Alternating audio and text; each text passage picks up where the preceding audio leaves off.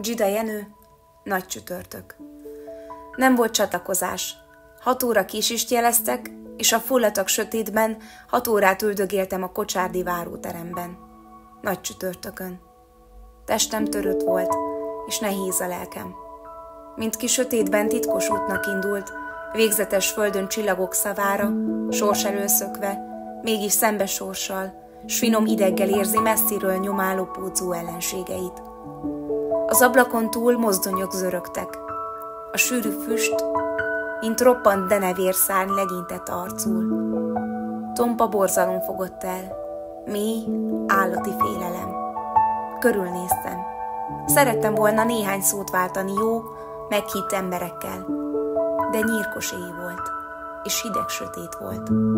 Péter aludt, János aludt, Jakab aludt, Máté aludt, és mind aludtak. Kövér csöppek indultak homlokomról, s végig csurogtak gyűrött arcomon.